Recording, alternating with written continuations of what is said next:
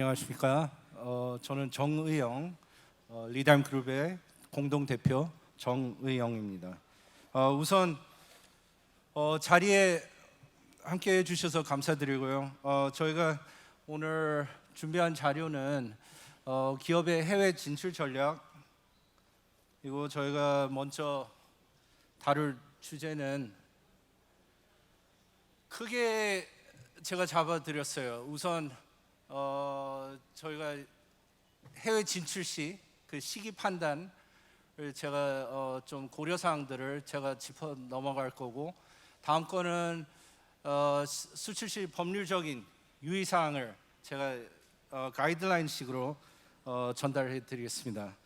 우선 제 소개를 하자면, 저는 정의영 대표 변호사고 지금 미국 특허 변호사로 제가 활동을 하고 있고요.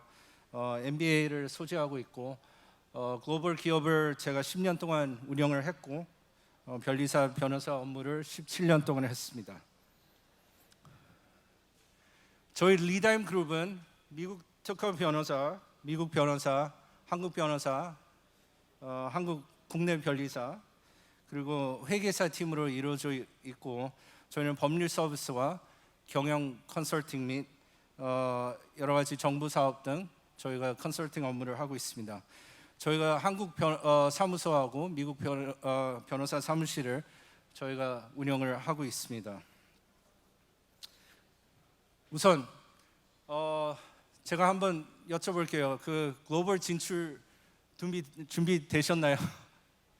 지금 여기 행사에 오신 것만으로도 제가 볼 때는 글로벌 진출을 염두에 두시고 오신 거라 제가 어느 정도 볼 때는 준비를 하고 오신 걸로 제가 믿고 말씀드리겠습니다. 우선 해외 글로벌 진출할 때 제가 우선 받는 질문 사항 중에 저보고 변호사님, 저 해외 글로벌 진출을 하겠습니다.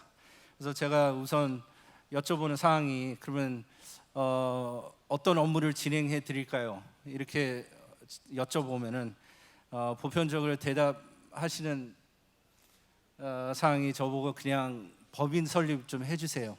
미국 아니면 뭐 해외 법인 설립을 해주세요.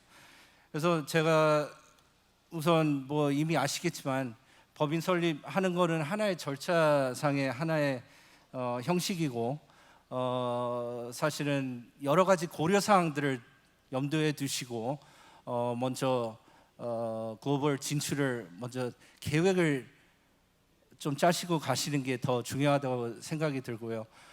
그렇게 해야 성공이 되고, 많이 그 해외 법인 설립을 하고 해외 진출하자마자 한 1년, 2년 있다가 철수하고 들어오시는 기업들이 많습니다. 그래서 약간 어느 면에서 좀 상식적인 면도 있을 수가 있지만, 여기서 보시면 고려 사항들이 많습니다. 그래서 제가 우선 짚고 넘어갈 고려 사항들은, 우선 해외 진출하기 전에 목적, 조건을 봐야 되고, 그 후에 기업의 역량, 그리고 시장 진출 가능성, 적합성, 제품의 해외 진출 가능성, 그리고 올바른 팀이 구성되어 있는지 그거를 먼저 검토를 해야 되고, 우선 제가 짚고 넘어갈 거는 우선 해외 진출 지금 조건이 다 성립이 됐는지 그 판단이고, 우선 여기서 여러 가지 사항들이 있는데, 이건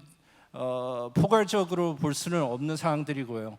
이거는 한 가지의 고려 사항들, 당연히 기업들마다 추구하는 그 약간 목표도 다를 거고, 진출하는 그 방향성이나 여러 가지 다를 수가 있기 때문에, 우선 몇 가지 제가 짚고 넘어갈 사항들은, 우선 기업이 해외에 진출하기 위해서는 무슨 이유로 진출을 원하는 건지 기업이 판단을 해야 되는데, 우선적으로는 기업이 국내 시장이 좀 포화돼 있다, 그러니까 성장 가능성이 없다, 성장 탈진이라고 제가 적어 드릴 거예요.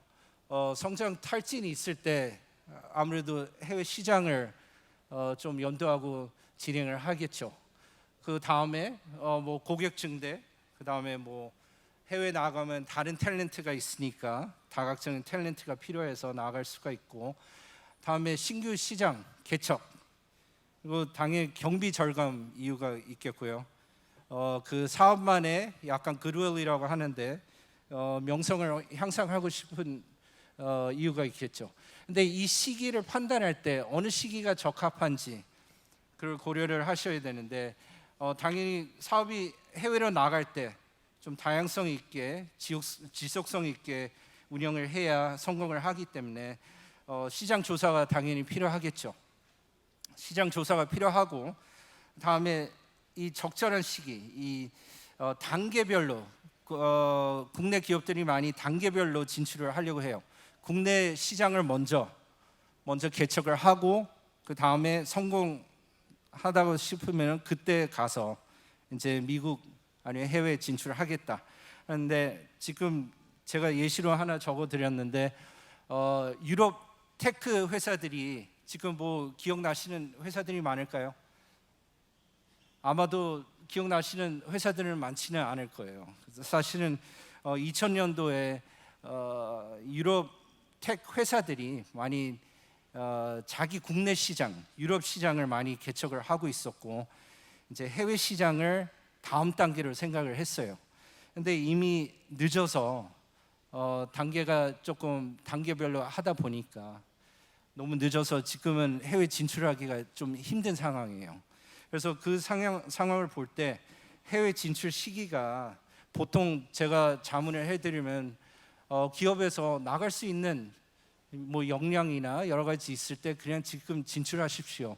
국내 시장은 국내 시장대로, 해외는 해외 시장대로 약간 평행으로 가시는 게 좋지 않을까, 이렇게 자문을 해드리고 있습니다.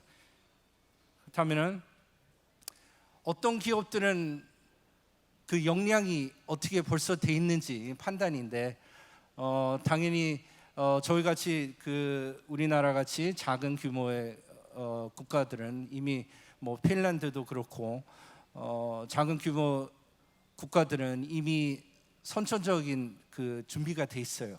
수출을 목적으로 하고 있기 때문에 그게 기반이 돼 있고, 그 다음에 다른 고려사항들은 과연 해외 나가서 현지 운영이 가능한 건지, 아니면 현지화가 될 수 있는지, 아니면 해외 나가서 현지 영향이 없는 기업인 건지, 그거를 판단을 하셔야 돼요. 그 다음에 중요한 거는 글로벌 자원이고 당연히 언어 지원이겠죠. 그래서 온라인 플랫폼 같은 경우는 이미 고객들을 해외에서도 고객을 확보할 수 있기 때문에 선천적으로 뭐 해외 글로벌 진출 시기가 맞다고 판단할 수도 있습니다. 그렇다면 시장성, 시장이 과연 적합한 시장인가 판단이 필요하고, 그럴 경우는 성장 가능성, 그 다음에 수요가 있을 건지, 지속성이 있을 건지, 경영진 준비된 경영진이 있는지 그 판단이 돼야 되고, 당연히 글로벌 인력 이전이 필요해요. 여기 국내 기업들은 본사에 아마 임원진들이 계실 거고 그 인력을 해외로 이전할 수 있는 시장인지 그걸 판단을 하고 해야 조금 더 좋은 판단이 쓰다고 볼 수가 있고요. 다음 거는 이제 제품에 관한, 그러니까 제품이 현지화가 될 수 있는 제품이 있는지. 지금 좋은 사례는 맥도날드 같은 경우인데, 맥도날드 자체는 그 지역의 성향에 따라서 제품을 론칭을 하고 있어요. 심지어 미국 같은 경우도 제가 미국에서 계속 거주를 했는데, 이거는 뭐 동부 쪽, 서부 쪽 다 달라요. 그 나오는 제품들이 다 다르고, 그래서 그거를 굉장히 잘하는 회사 중에 하나고, 다른 예로다가 이걸 잘 고려를 못한 상황은 링크드인 아시죠? 링크드인 같은 경우는 유럽에서 지금 대기업에도 불구하고 지금 유럽에서 지금 성장을 못 하고 있어요. 징이라는 회사가 현지화를 잘 했기 때문입니다. 그렇다면 팀이 제대로 구성이 됐는지, 당연히 여기는 영어를 적어 드렸지만 미국 진출 목적을 두고 제가 적어 드렸고, 그 나라의 언어, 그 다음에 진출할 수 있는 능력, 그거를 판단을 하고 적절한 시기를 판단을 하셔야 됩니다. 다음에 해외 진출할 때 어떤 법률적인 유의사항이 있는지 그걸 판단을 하셔야 되고, 국내에서 많이 사용이 안 되고 법률적으로 잘 시스템이 잘 활성화 안 된 부분이 제조물 책임과 보증입니다. 해외에서는 굉장히 중요시 생각을 하고 있고, 지금 여러분도 아마 해외 진출하실 때 분명히 제품이 뭐 온라인상, 오프라인상으로 유통이 돼야 되는 상황이기 때문에 이 법률적인 사항은 굉장히 중요합니다. 여기서 회사가 성장하든지 망할 수 있는 하나의 법률적인 사항이기 때문에 이거를 중요시 생각을 하셔야 되고, 제가 좀 더 상세히 설명을 해드릴 거고, 다음 거는 당연히 해외 나갈 때 그 제품에 대한 IP 보호, 지적 재산권 보호가 잘 돼 있는지, 오늘 같은 경우는 제가 상표에 대해서 많이 설명을 드릴 거고, 그 다음에 해외 나갈 때 기업 형태, 유형, 그 다음에 거기에서 수익에서 발생하는 세금에 대한 거를 유념을 하셔야 됩니다. 우선 제조물 책임과 보증 크게 나누어서 세 가지가 분리가 되는데요. 여기서 과실에 대한 제조물 책임, 보증 책임, 다음에 무과실 책임, 엄격 책임이라고 하는 제조물 책임이 있습니다. 제가 예로 말씀드리면 지금 유통하고자 하는 제품이 자전거라고 할 때, 자전거가 해외로 수출이 됐어요. 해외에서 수출이 됐는데 그 제품 자체가 갑자기 자전거를 타다가 휠이 떨어졌어요. 휠이 떨어져서 뭐 재산적인 피해도 있을 수 있고 신체적인 피해가 있었어요. 이럴 경우는 한국에서 내가 유통을 하는데 이 책임을 져야 되나, 이거 궁금하실 텐데, 상품이 우선 미국, 제가 예로 들면 미국이라고 말씀드리면, 미국에 이미 론칭된 제품이라고 하면은 그만큼 이미 그 나라의 법률적인 권한, 이제 그 유통업자에게 법률적으로 이제 책임을 물 수 있는 벌써 권리가 생겼어요. 이미 미국에 유통됐기 때문에.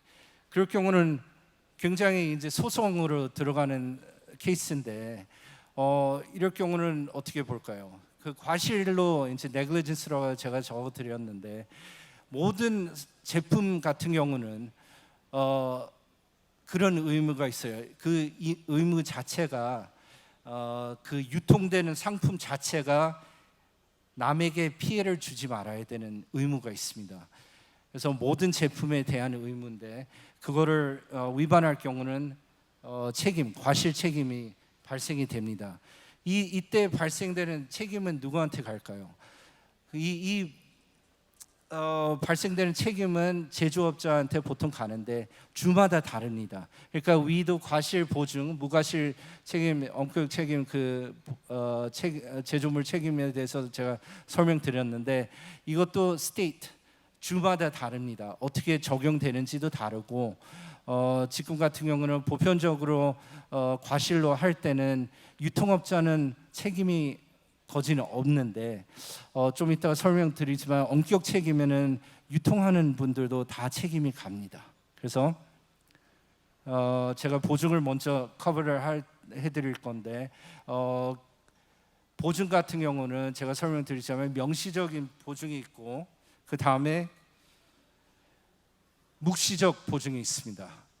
명시적 보증은 그냥 보편적으로 생각하시면은 어떤 물건에 대해서 뭐 자전거를 제가 예로 또 다시 들자면은 1년 동안 문제 없이 부품들이 다 제대로 작동이 될 거고, 그 1년 안에 문제가 있으면은 보상하는 제도, 아니면은 환불하는 제도, 그 다음에 책임을 지겠다는 보증이 있습니다. 그거는 일반적인 익스프레스 명시적 보증이고, 묵시적 보증이라는 게 또 있습니다. 이거는 많이 국내에 계신 분들이 잘 모르고 계시는데, 이거는 딱 보증이 없어요. 어디 적혀 있는 보증이 없습니다.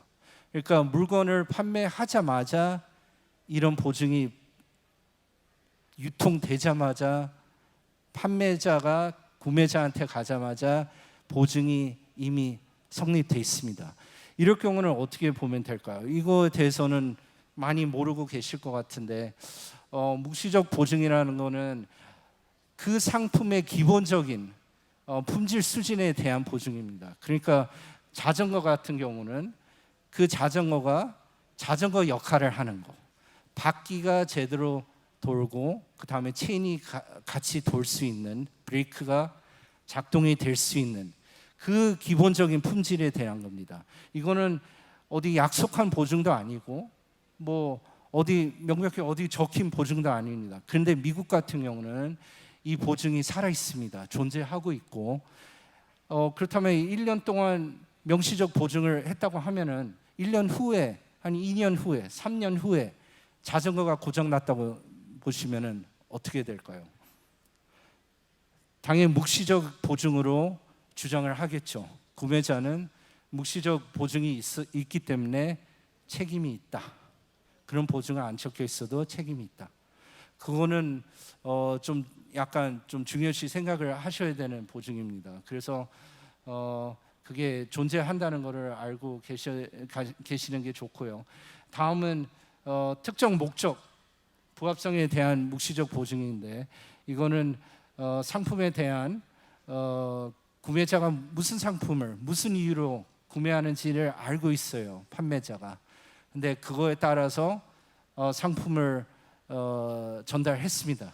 근데 그 역할을 못할 경우에 보증, 그러니까 그 역할을 못할 때에 대한 책임이 넘어갑니다. 그렇다면 여기서 보면은 위에서 제가 오렌지 색깔로 적어드리는 거는 자세히 보시면 두 번째 줄에 explicitly disclaims 써 있는데 이거는 면책 성명서예요. 제가 계약서를 업무를 한 뭐 수천 개를 봤는데 여기서 당연히 변호사들이 많이 다퉈요.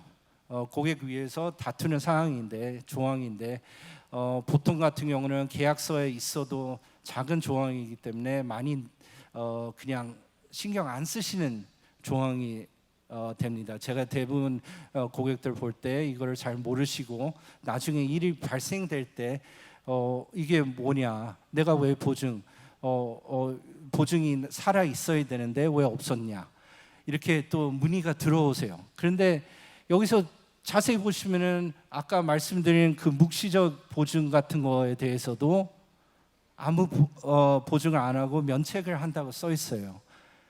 보통 같은 경우는 이거는 제조사가 아니면 유통하시는 분들이 이걸 적죠. 책임을 피하기 위해서 적는 사항인데 이걸 모르고 그냥 계약서를 많이 사인을 하세요. 그래서 이거는 중요한 사항이기 때문에 이거를 상세히 보시는 거를 제가 추천드립니다. 그렇다면 원격 책임, 아까 말씀드린 대로 제가 자전거를 예로 들자면 어떻게 될까요? 지금 자전거 같은 경우 자전거가 제조사가 있고 그 다음에 이게 유통됐어요. 디스트리뷰터, 홀세일러, 그 다음 리테일러. 이게 체인 오브 디스트리뷰션이라고 하는데 지금 제조를 안 했잖아요. 유통하시는 분들은 이 자전거에 대해서 제조를 안 했어요. 그냥 판매만 하고 있어요. 이럴 경우는 어떨까요? 지금 아까 말씀드린 대로 미국은 주마다 달라요. 적용되는 법이 다르기 때문에 이거를 이 원격 책임을 인정하는 스테이트에서는, 주에서는 이거를 적용을 할 겁니다. 이 법을 적용을 할 건데 이럴 경우는 지금 유통하시는 분들 계시는데 유통하시는 분들도 책임이 들어가요. 그러니까 그 자전거를 그냥 판매만 했고 내가 만들지도 않았는데 다 이거에 대한 책임이 들어갈 수가 있습니다. 그래서 이런 법이 존재하기 때문에 좀 중요시 이제 판매하시고자 하는 그 상품 선택하실 때 좀 중요하게 선택하시는 게 좋고 당연히 제조업자도 물건이 나가기 전에 이거는 무조건적으로 책임이 갑니다. 이거는 뭐 과실도 상관없이 그냥 물건 자체 결함만 있어도 책임이 갑니다. 그래서 크게 나눠서 얘기하면은 설계 결함이 있고, 다음에 제조 결함, 그 다음에 시장의 결함, 시장 마케팅의 결함이라고 크게 나뉘어지는데, 설계 결함 같은 경우는 제가 예전에 다우 코닝 아세요? 다우 코닝 실리콘 임플란트를 제조를 했는데 조인 벤처예요. 다우하고 코닝이. 근데 그 임플란트 자체에서 뭐가 뭐 성분이 나오고 그 제조물 자체에서 결함이 있었습니다. 이럴 경우는 설계 결함이라고 하는 것은 모든 제품 나온 제조물마다 다 결함이 있었습니다. 그럴 경우는 설계 결함, 디자인 디펙트. 그 다음에 그러다가 다른 예로 제가 들어보자고 하면은 실리콘 임플란트 자체가 그러면 한 10개 중에 한 2개가 제조하다가 결함이 있어요. 이럴 때는 제조 결함으로 분류가 되고요. 그 다음에 그거에 대한 리스크를 알고 있을 때, 그러니까 결함 자체가 있을 수 있고 결함을 통해서 뭐가 위험성이 있다, 그걸 알고 있음에도 불구하고 제조업체 아니면 그 유통업자가 이거를 경고를 안 주든지 아니면 마케팅할 때 리스크에 대해서 어떻게 라벨링이나 이런 거 이런 행동을 제대로 안 했을 때, 조치를 안 했을 때, 그러면 당연히 책임이 갑니다.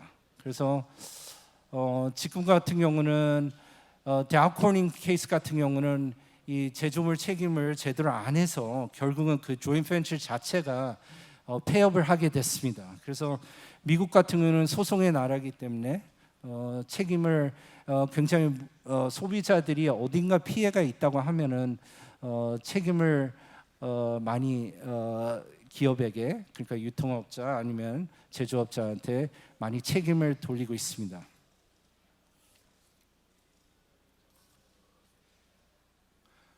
예, 제가 다음에 커버 이제 해드리려고 하는 분야가 IP인데, IP는 이제 지적재산권이고, 지적재산권에 특허가 있고, 특허는 이제 기능이나 디자인, 그리고 카피라이트, 저작권 창작물, 그다음에 트레이드 시크릿, 영업 비밀, 그다음에 상표는 그 상표에 아이덴티피케이션 그지라고 해요. 그거는 출처 표시의 권리를 보호를 하고 있고, 상표 같은 경우는 그 권리를 보호함으로써 이제 효과가 그 likelihood of confusion이라고 해서 제품 간의 그 오인 혼동을 발생하는데 좀 방지를 하는 역할을 하고 있고, 그 제품에 대한 일관성, 그러니까 제품을 구매하는 구매자가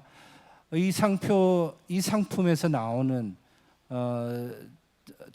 제품이기 때문에 이만큼의 일관성이 있다 판단할 수 있는 효과를 주고 있습니다. 상표 같은 경우는 2019년도부터는 국내, 그러니까 해외 거주자일 경우는 미국 상표 출원할 경우는 미국 변호사를 대리해서 사용하는 것을 강제 규정을 하고 있어요. 그래서 한국 변리사를 통해서 뭐 미국 상표를 출원하고자 하신다면은 보통 또 대리인을 또 미국에 또 하나 걸쳐서 하기 때문에 그건 좀 잘 유념하시기 바랍니다. 그리고 상표가 어떻게 등록이 될까요? 상표 같은 경우는 모든 출원이 등록되는 건 아닙니다. 그러니까 상표 자체가 유사 상표가 있는지 선행 상표가 혼동 가능성이 없어야 상표가 출원이 돼서 등록 가능성이 높고요. 당연히 거기에 대한 또 식별력이 필요합니다. 식별력은 뭐냐? 식별력은 그 제품에 대한 기술적인 표현이나 그 상품에 대한 표현이 나오면은 등록이 되기가 힘듭니다. 예로다가 들자면은 이제 펩시 같은 경우는 펩시는 조어죠. 사전에 없는 단어죠. 근데 콜라랑 아무런 의미가 없는데 펩시가 콜라랑 매칭이 됐어요. 매칭이 돼서 상표 기능성을 할 수가 있는 거예요. 그러니까 상표를 봄으로써 이 출처는 여기다. 이 콜라의 출처는 여기다.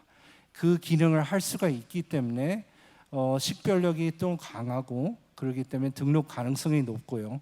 임의적인 상표는 도미노스 같은 경우에 도미노스 자체가 장난감이잖아요. 장난감인데 장난감에 피자랑 아무런 연관성이 없어요.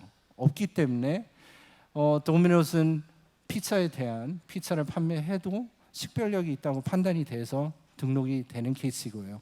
자골 같은 경우는 자동차랑 아무런 관련이 없잖아요. 자골과 동물이죠. 근데 자골에 대해서 생각해 보시면은 뭐가 빠르다. 이거는 빠르다. 그러니까 자동차에 관련이 없어도 어느 정도 상표 역할을 하고 있잖아요. 이거는 빠른 자동차. 그래서 이거는 암시적 상표라고 하는데 이것도 가능성이 있습니다. 등록 가능성이 있습니다. 밑에 American Airlines 등록된 상표죠. 어떻게 등록이 됐을까요? 이거는 기술적인 상표인데 아까 말씀드린 대로 기술적인 상표는 상표 등록이 가능하지가 않습니다. 그런데 지금 American Airlines이 왜 기술적인 상표일까요? American Airlines는 미국 항공이죠. 그러니까 미국에서 나오는 항공사인데 그러면 American Airlines는 식별력이 없는 거예요. 단지 오랫동안 사용함으로써 이게 2차적인 의미가 생겼습니다. 2차적인 의미가 생긴다고 하는 것은 미국에서 등록을 해준다는 거예요.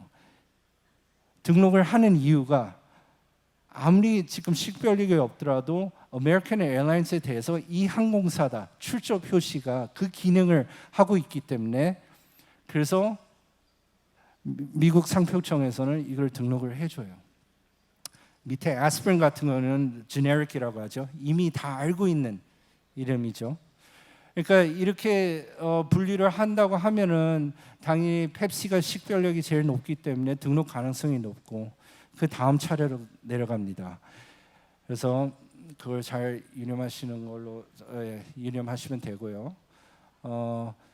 미국 상표는 다른 점이 있습니다. 국내 상표랑 다른 점. 그 크게 다른 점은 미국 상표는 use and commerce, 그러니까 사용주의로 가고 있습니다. 사용주의라는 것은 무엇이냐? 상업적으로 미국에서 판매가 되고 있고 그 상표가 제품이나 제품 패키징이나 어딘가 출처를 표시하고 상업적으로 이미 판매되고 있다. 그래서 고객들은 그 상표랑 그 제품이랑 연관성을 만들 수 있다.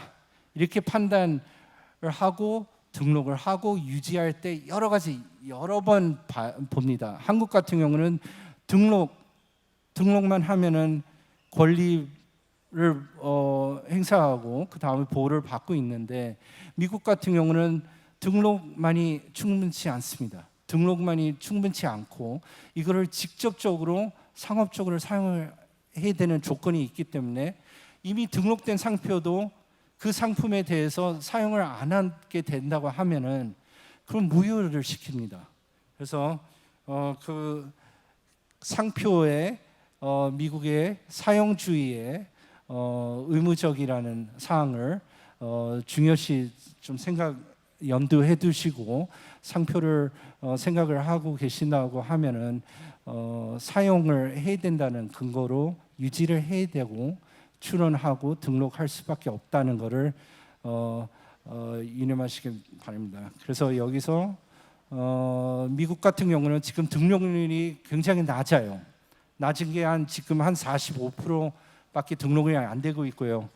그러니까 제대로 제일 처음부터 이제 출원하실 때 여러 가지 혼동 가능성이나 유사 상표 검색이나 아니면 식별력 여러 가지 검토를 하시고 출원하시는 것을 제가 추천드리고 권고드립니다.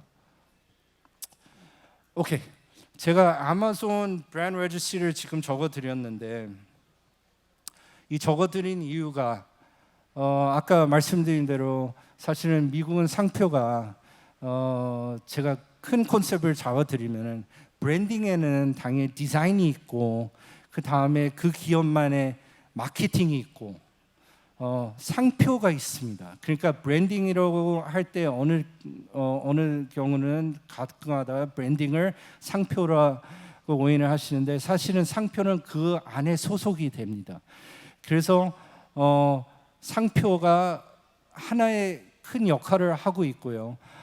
그 제품에 대한 그 굿윌이나 여러 가지 존재하는 브랜딩이나 그걸 잘 보호를 해주고 있는 역할을 하고 있는데 아마존 같은 경우는 그 의미를 잘 알고 있습니다. 그러니까 상표의 권리나 보호나 상표의 기능을 알고 있기 때문에 사실은 뭐 이미 아시겠지만 아마존의 혜택을 받을 수 있는 시스템 중에 하나가 아마존 브랜드 레지스트리예요. 아마존 브랜드 레지스트리라는 거는 여러 가지 혜택을 주고 있는데 미국 상표 아니면 다른 나라 상표 인정해 주는 상표를 우선 출원할 때 등록할 수 있게 요건을 갖춰지지만 결국은 등록을 원하고 있습니다. 그래서 상표의 큰 역할이라는 것을 제가 강조하고 싶어서 이제 아마존 브랜드 레지스트리를 제가 적어드릴 거예요. 아마존 브랜드 레지스트리에 이제 등록 절차가 있습니다. 이 등록 절차는 뭐 계정 생성, 상표 선택 여러 가지 검색, 출원, 그다음 확인 절차가 있다는 것을 알고 계시면 좋을 것 같고요. 마지막으로 제가 설명드리려고 하는 분야는 이제 해외 진출 시 어떤 기업 유형을 선택을 하는 건지 그런데 보통 같은 경우는 주마다 좀 다르지만 여기 사실은 종합적인 리스팅은 아니에요. 그래서 여기서 더 많은 리스팅이 발생을 하는데 보통 같은 경우는 자영업자 아니면은 유한 회사 아니면 법인을 생각을 하고 진출을 하죠. 자영업자는 쉽죠. 이거는 뭐 등록하는 절차 자체가 뭐 정부 기관에 뭐 제출하는 서류들도 별로 없고 뭐 예외적으로 뭐 비즈니스 라이센싱 뭐 그런 거는 있어도 간단해요. 등록하기 간단한데 문제점이 부독립성이죠. 그러니까 개인의 무한 책임이라고 제가 적어드렸는데 아까 예로다가 제가 아까 제조물 책임이라고 말씀드렸죠. 제조물 책임 발생될 때 혹시 자영업자의 회사일 경우 이게 책임이 어디 갈까요? 보통 같은 경우는 회사 차원, 기업 차원에서 책임을 가야 되는데 자영업자 같은 경우는 미국 같은 경우는 개인 무한 책임으로 갑니다. 그러니까 좋은 형태는 아닙니다. 세금 면에서는 쉽죠. 세금 면에서는 개인 세금이 발생되기 때문에 좋은 면도 있지만 제가 추천하는 형태는 아니고요. 다음은 기업, 그러니까 일반적으로 주식회사라고 보시면 되고 기업 법인, 이거는 주정부에 제출하는 서류가 또 여러 가지가 있고 주기적으로 이제 제출해야 되는 의무적인 제출해야 되는 서류들이 있습니다. 좋은 점은 뭔가요? 좋은 점은 독립체예요. 그러니까 회사 기업 차원에서는 책임이 유한 책임이라고 해서 개인 책임으로 가지는 않습니다. 그러니까 무슨 일이 발생한다고 하면은 아까 예를 들어 제조물 책임이 발생한다고 하면은 기업 레벨에서 대부분 거기서 다 해결이 됩니다. 개인까지는 가지는 않습니다. 당연히 여기 적어드린 대로 예외적인 케이스도 있는데 보통 같은 경우는 그러지는 않고 있고요. 세금 구조에 여러 가지 세금 구조가 있는데 미국 같은 경우 법인 C 코퍼레이션 아니면 S 코퍼레이션 둘 중에 선택을 할 수가 있어요. 근데 S 코퍼레이션은 좋은 거는 지금 C 코퍼레이션 말씀드린 대로 여기 이중 세금이 발생이 됩니다. 이중 세금이라는 건 뭐냐?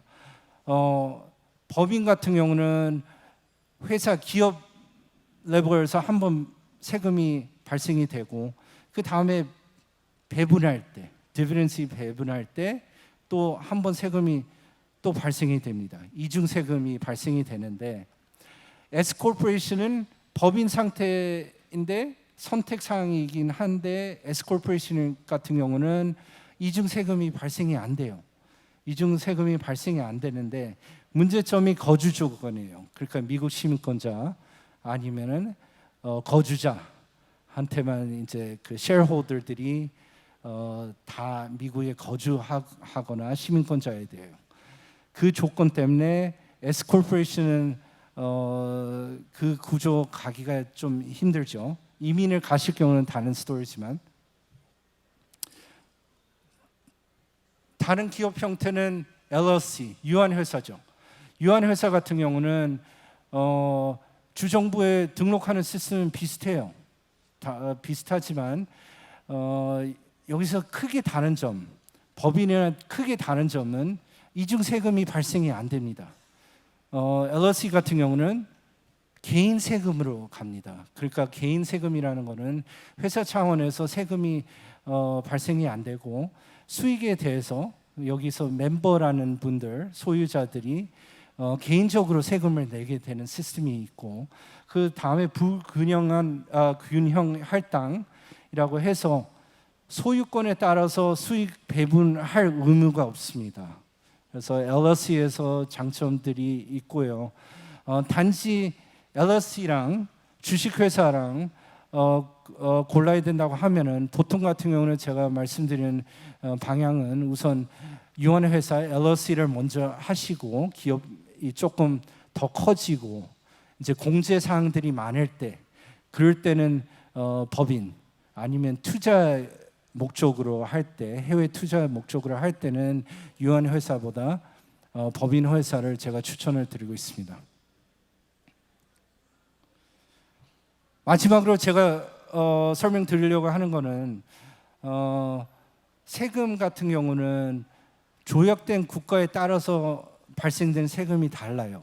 그래서 다른데 국내 같은 경우는 한국이랑 미국이랑 조약 국가이기 때문에 보통 같은 경우는 수익이 발생된다고 하면 제가 예로다가 아마존을 적어드렸는데 아마존에 유통을 하고 판매를 하신다고 하면은 수익에 대해서 한 100불을 얻었다. 거기에 세금이 한 뭐 10불이라고 하면은 그 10불에 대한 그 세금을 아마존에서 잡고 있어요. 홀딩을 해요. 홀딩을 하기 때문에 당연히 여기서 국내에 계신 분들은 왜 내가 미국 세금을 내? 이렇게 질문 사항들이 나오죠. 그런데 그거를 원에서는 아까 말씀드린 대로 국내랑 미국이랑 조약 국가이기 때문에 이거를 면책하는 시스템이 있습니다. 면책하는 시스템이기 때문에 제대로 이제 절차를 밟으시면은 미국 세금 발생 안 하고 국내에서 그 수익이 그냥 종합적으로 다 올 수 있도록 할 수가 있습니다. 그래서 여러 가지 절차가 있긴 있습니다만 면책 사항이 있다는 것을 제가 말씀드리고자 제가 적어드렸습니다. 예.